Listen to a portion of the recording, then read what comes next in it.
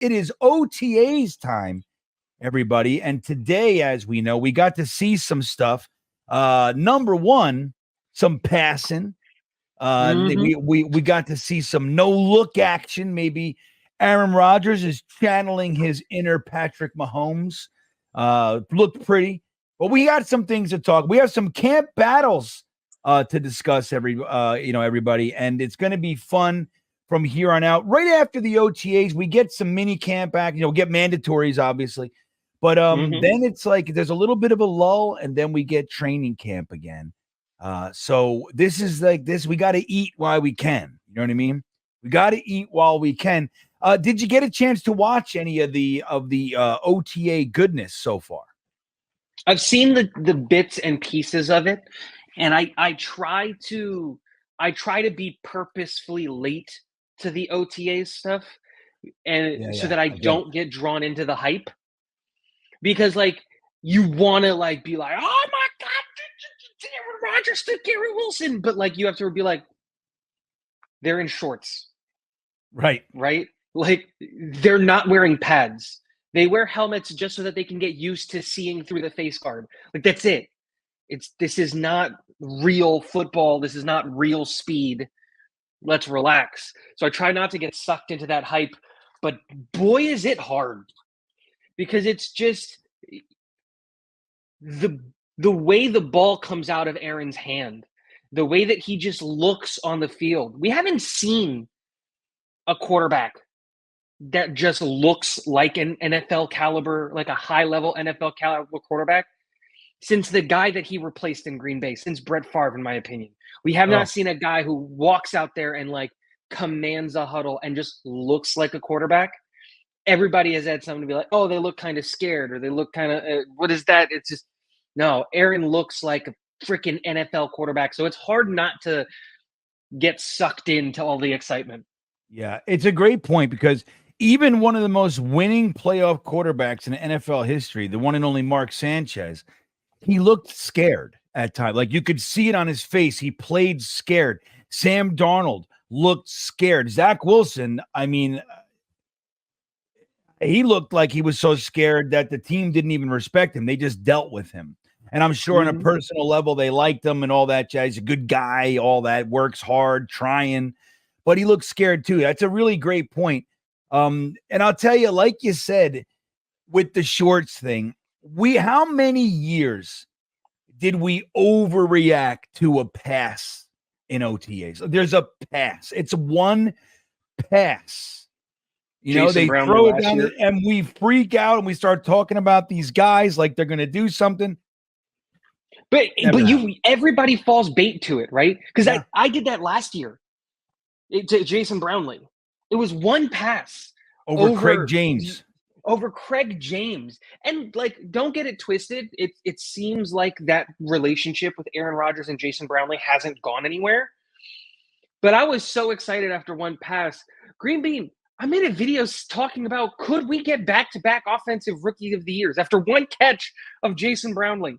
I was just totally bought into the hype, and it's just like, I'm learning from my mistakes. Let's not believe the hype. Still, to this day, my most watched video was me talking about how Denzel Mims was going to have a revenge tour. Oh, yeah. Watch out. And it was because of one play at like OTAs. And I was like, watch out. He's coming back. Daniel Jeremiah said it, and he knows things. It's a funny, but video. And it's hard not to do, especially when, look, in this instance, we had a really exciting offseason. We had a lot of hope and hype for last year, and I think rightfully so. We had our warts. We didn't like the offensive line, the dependence upon injured guys, namely, and we saw it explode on us. Nobody could have saw Aaron Rodgers going down, particularly after 4 plays, right? Nobody saw that coming. But even with all that, there was a lot of reason for hype. There was a lot of reason for excitement.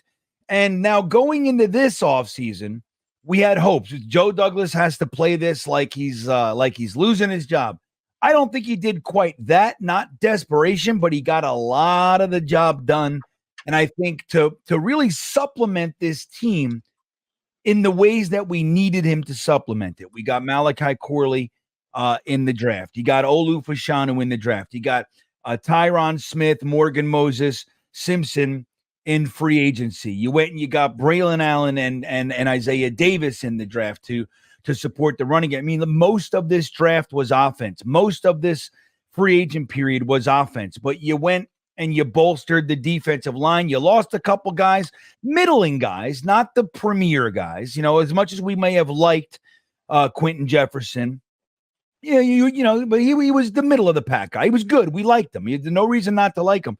But you replace him with a first-round pick who hasn't quite met his potential yet, but a first-round pick nonetheless, putting him in a defense that's kind of a feast for defensive linemen. And he was a guy that was picked when Saleh was a defensive coordinator at San Francisco. He knows him. He likes him. Brings him over. That's good. The only real loss, in my opinion, was Bryce Huff. And you replace him with Hassan Reddick. So, I mean, this offseason is crazy. And there's reason for us to be excited. So going into OTAs, it is really hard not to do what you're talking about. You see a great catch. Like, look, who was the recipient of the no-look pass? Do you know who it was? I don't remember. It was Corley? One and only. No, it was Xavier Gibson. Oh, there it is. It was Xavier Gibson who. So then I haven't seen the no-look then. He straight up smoked all-pro linebacker CJ Mosley. So it's not this year all-pro, but all-pro nonetheless. Smoked him. So what can you say? Now, anybody who's like on the Gibson train is saying, look, I told you over one pass. It's out there. I saw it. There was a tweet earlier today. Somebody literally said, I told you. I told you. Like, it's one pass. But I think in shorts where they're not allowed to blow him up. You're not right. He's not allowed to hit him. So, but I think it is that time of year. Yeah, but I think it's okay. It's okay for us to get excited. What's up, guys? Matt O'Leary from Talkin' Jets. If you liked that video, please make sure to subscribe and follow for more New York Jets content.